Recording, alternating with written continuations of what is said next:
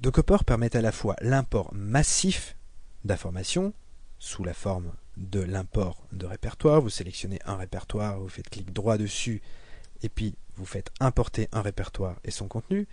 Mais Dockhopper, c'est aussi une façon d'exporter massivement le contenu de la database. Nous ne voulons absolument pas vous rendre prisonnier de notre système. Vous pouvez très facilement utiliser Dockhopper pour intégrer une quantité massive d'informations, la réorganiser de façon instantanée en vous servant à gauche de votre écran de la partie répertoire.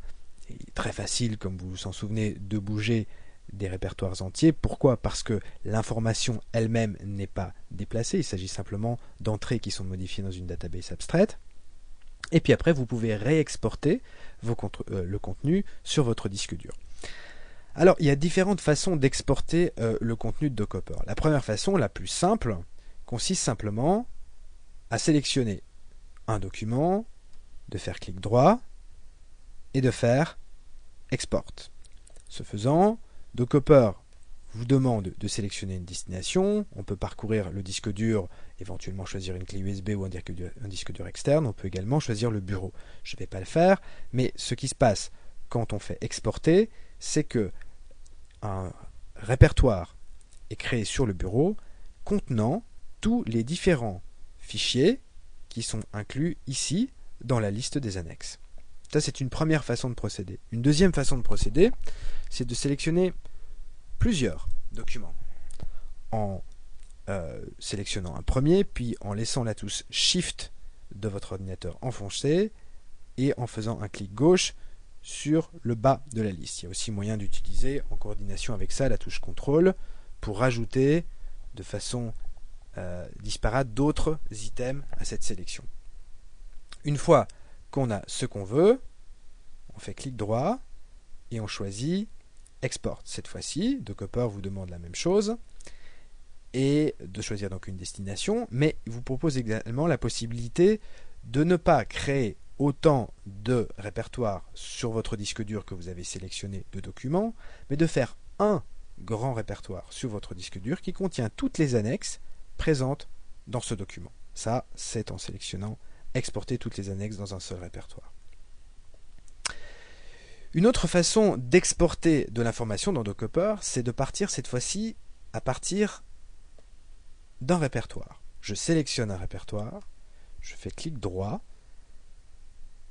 et je fais exporter le contenu du répertoire. En l'occurrence, ici, j'ai choisi un répertoire qui ne contenait pas de sous-répertoire. Mais si, par exemple, je décide de m'intéresser à ce répertoire-ci, il est très grand, ce répertoire. Si je fais développer, j'ai des centaines de répertoires, sous-répertoires, qui sont classés sous ce premier répertoire-là. Donc, pour fermer tout, je sélectionne fermer tous les répertoires. Mais si maintenant, j'ai envie de reconstituer sur mon disque dur toute l'arborescence de fichiers qui est classée directement sous le répertoire sélectionné, rien de plus simple, je sélectionne le répertoire que je souhaite exporter, je fais clic droit et je fais exporter le contenu du répertoire. À nouveau, je choisis une destination et je fais exporter.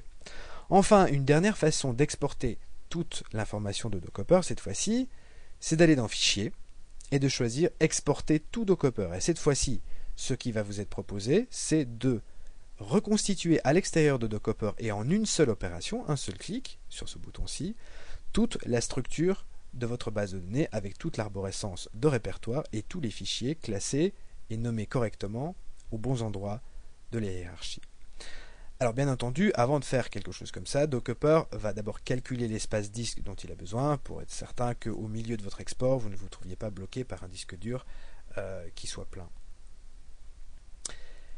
Maintenant, un dernier petit mot sur l'export. L'export, nous considérons que c'est quelque chose de relativement important. C'est votre know-how, votre savoir-faire qui est introduit et qui est présent dans la database Dockhopper.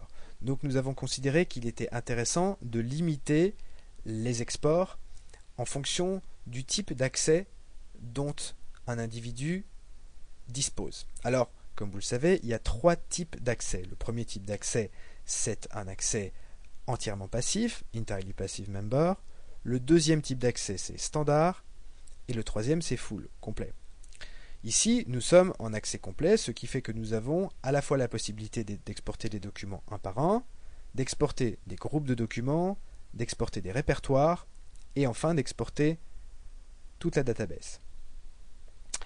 Quand on est membre entièrement passif, on ne peut exporter les documents que un par un.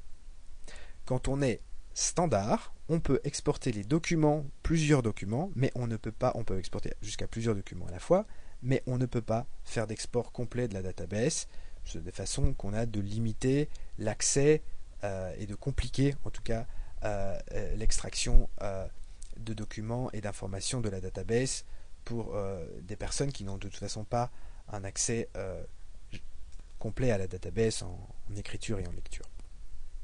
Voilà.